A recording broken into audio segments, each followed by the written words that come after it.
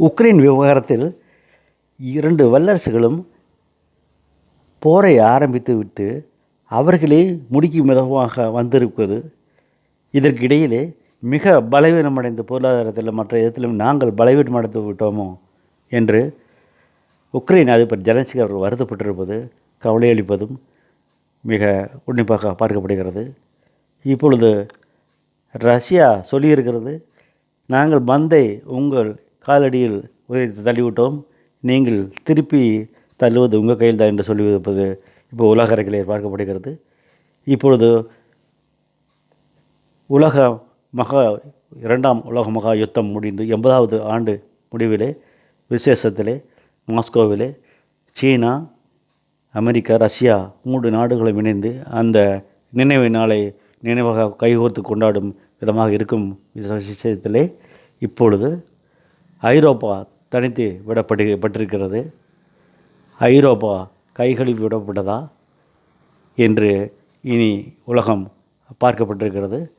America, NATO, ஐரோப்பிய union என்று இருந்த இப்பொழுது சூழ்நிலை 2 நாட்டு பிரதிநிதிகள் அமெரிக்காவும் ரஷ்யாவும் உலகத்திலேயே இதுவரை நடந்திராத அளவுக்கு சவுதி அரேபியாவில் மீட்டிங்கில் இணைந்து ஒரே மேடையில் எதிரெதிர் அமர்ந்து பேசியது உலக அரங்கிலே மிக உன்னிப்பாகவும் அதிசயமாகவும் மிக முக்கியமாகவும் பார்க்கப்படுகிறது.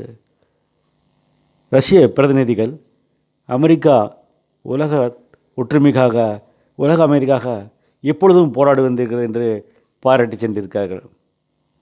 ஆக வல்லரசுகளே போரை ஆரம்பித்து வைப்பதும் போரை முடித்து வைப்பதும் ஒரு வழக்கமாக போய்விட்டதாக உலக அரங்கிலே ஒரு கருத்து உலாவ இருக்கிறது.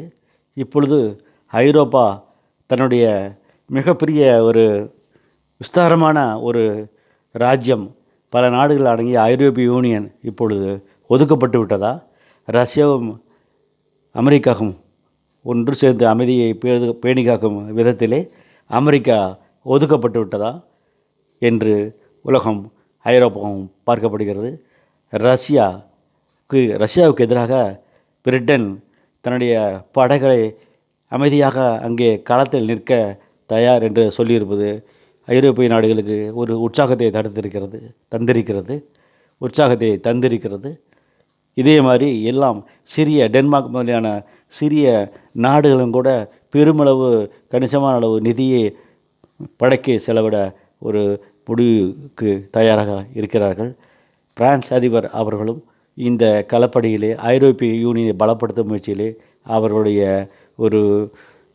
ஒரு கூட்டம் அந்த இடத்துல அமர்ந்து பேசி வெளியேறி இருக்கிறது. என்றாலும் அவர்கள் இப்பொழுது ஐரோப்பிய யூனியனை பலப்படுத்துவதா அல்லது அமைதியாக சேர்ந்து விடுவதா என்ற ஒரு கோணத்திலே இருக்கிறார்கள். ஏனென்றால் பெரும் தொகையை செலவிடப்பட வேண்டும். இது பெருந்தொகையை செலவெடுப்பதில் ஒரு முனைப்பு காட்ட வேண்டும். அதுக்குண்டான களப்பணியில் இறங்க வேண்டும். ஆயுத பலத்தை பெருக்க வேண்டும். யார் எதற்காக எவருக்காக என்று ஒரு கருத்தை விட அது முதலில் திரட்டப்பட வேண்டும் என்பதே நோக்கம். யாருக்கும் எதிராகவும் அல்ல, யாருக்காகவும் அல்ல. ஆனால் பொதுவாக ஒரு பெரும் படையை, ஐரோப்பிய யூனியன் படையை அல்லது தங்களுடைய படைகளை பெருக்க வேண்டும் என்று நினைக்கிறார்கள். ஆனால் ஜெலன்ஸ்கி அவர்கள் உக்ரைன் அதிபர் சொல்லியிருப்பதாவது, இனி அமெரிக்காவை நம்பி பிரயோஜனமில்லை.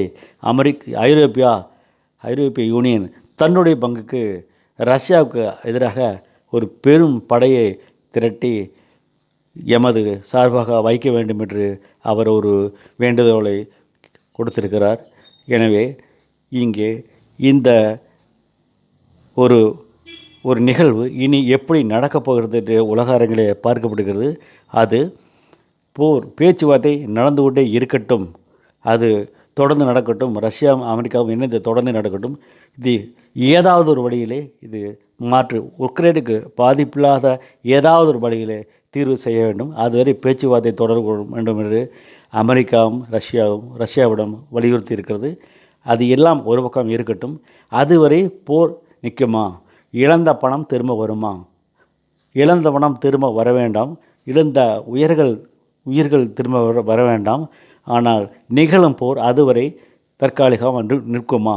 காசா இஸ்ரேல் போர் நிறுத்த ஒப்பந்தம் முடிந்து ஒரு சில மணி நேரங்களிலே இஸ்ரேல் அங்கே ஹமாஸ் மீது வான்வழி தாக்குதல் நடத்துகிறது.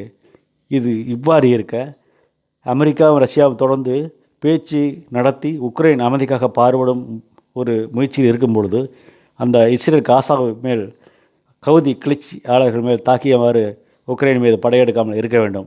இது சாத்தியமா? இதுக்குண்டான விடை இங்கே சவுதியில் நடந்த மீட்டிங்கிலே காணப்படவில்லை. தொடர்ந்து பேச வேண்டும். அமெரிக்காவின் முயற்சியை பாராட்டுகிறோம், அமைதிக்கான முயற்சியை பாராட்டுகிறோம்.